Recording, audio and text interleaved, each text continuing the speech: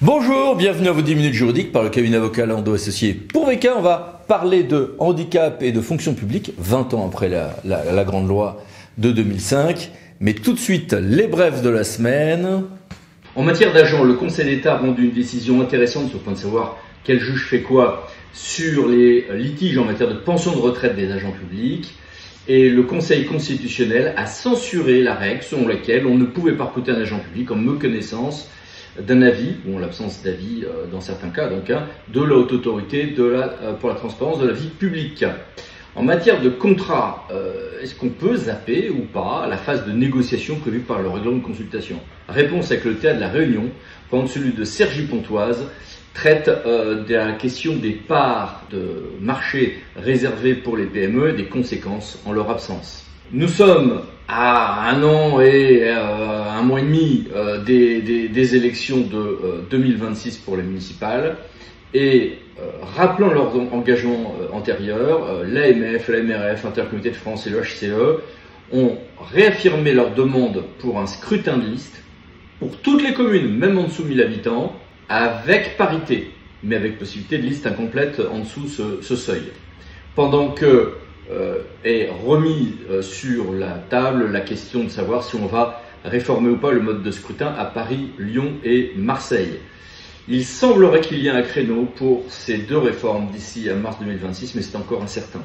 La Cour d'appel financière, vous savez, dans le cadre de la responsabilité financière des gestionnaires publics devant la Cour des comptes, il y a un appel, c'est la Cour d'appel financière, a rendu son 2e arrêt, département de l'Eure, 6 février 2025, et avec 2 choses très importantes sur une position assez stricte, sur la responsabilité de ceux qui se sont fait arnaquer par des fraudeurs au faux RIB pour l'essentiel dans la chaîne comptable, enfin dans la chaîne financière, et des précisions importantes sur la notion de préjudice financier significatif au titre de la principale infraction de ce nouveau régime, qui est celle de l'article 131-9 du Code.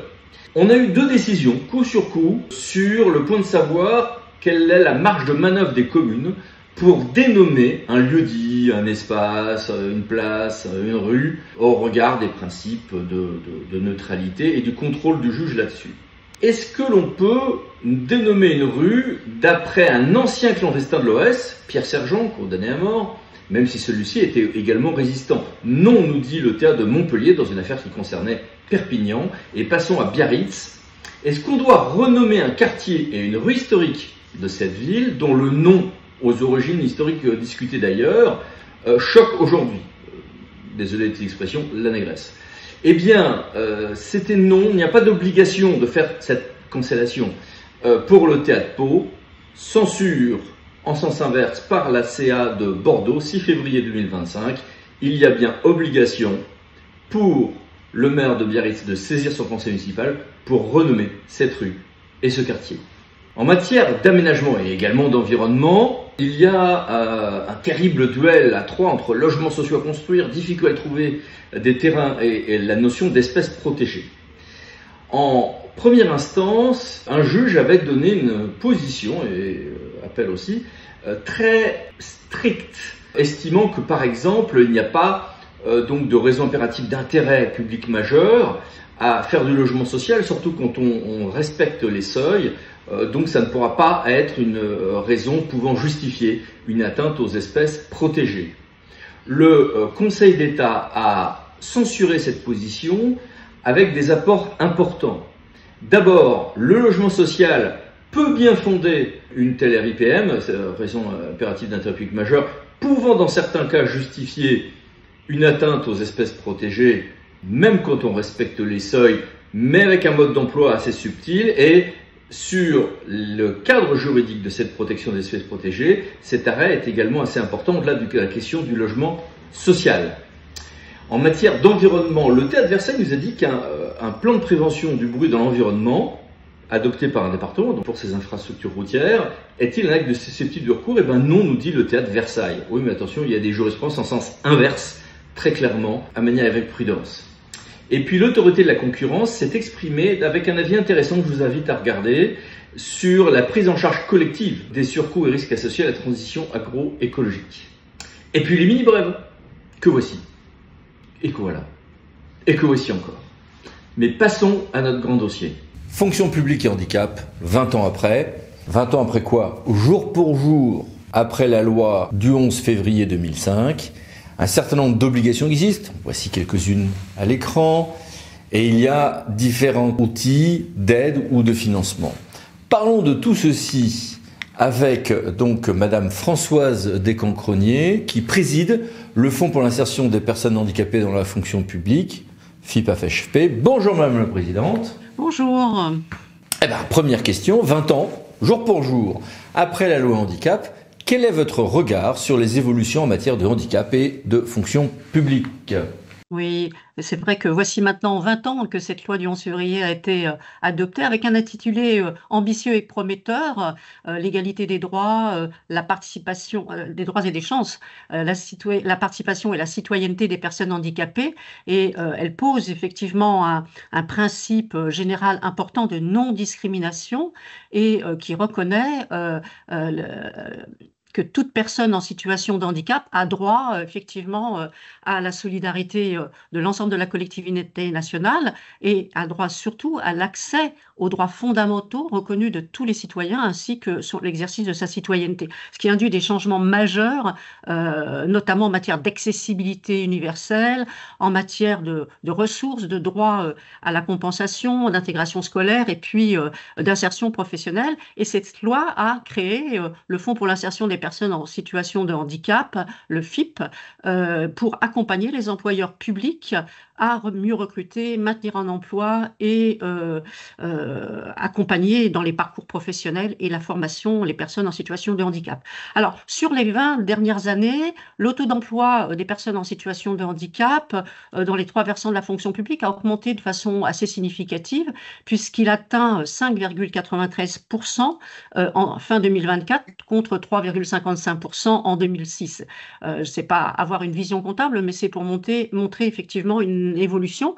Et pourtant, le taux de chômage des personnes en situation de handicap reste important puisqu'il atteint 12% fin 2023, soit un taux qui est nettement supérieur à l'ensemble de la population active. Et puis fin 2023, pareil, 39% des personnes en situation de handicap seulement sont en emploi contre 68% de la population totale. Donc ce sont des écarts significatifs et ça c'est important à souligner et donc des progrès encore nets à faire. Et malgré ces avancées qui sont apportées par la loi et les actions de sensibilisation au handicap, la perception du handicap demeure très stéréotypée, conduisant à des discriminations encore trop fréquentes. Et une enquête de l'IFOP que nous avons coportée avec nos partenaires de la Semaine européenne pour l'emploi des personnes handicapées en novembre 2024 a bien montré, questionnant sur justement la réalité de cette égalité des chances face à l'emploi, a bien montré qu'il y a toujours des discriminations dans la sphère professionnelle, tant par rapport au recrutement, au maintien dans l'emploi, à la progression professionnelle et puis à l'accès à la formation. Et quelles sont, à ce sujet, les actions du FIPAF-HFP ?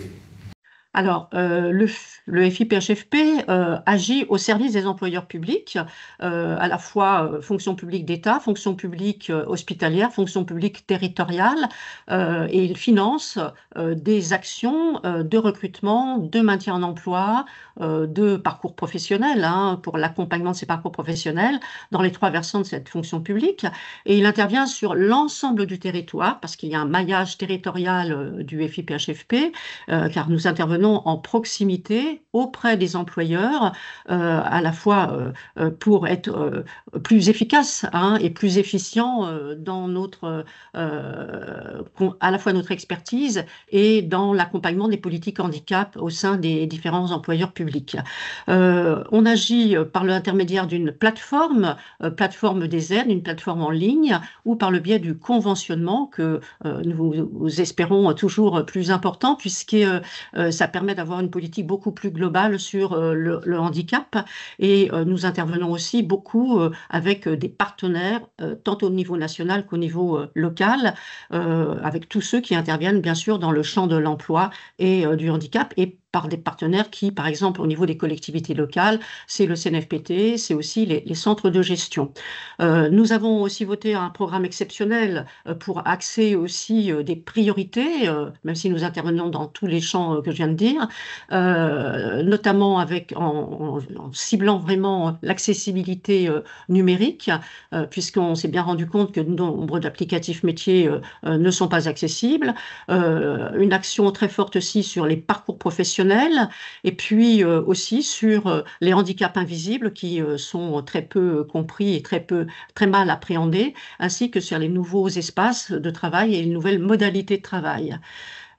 Voilà, en gros, le champ d'action du FIPHFP. Et pour être très, comment dire, pour rendre visible un peu cette action, nous avons organisé il y a quelques années un Tour de France avec des étapes dans toutes les régions sur l'apprentissage.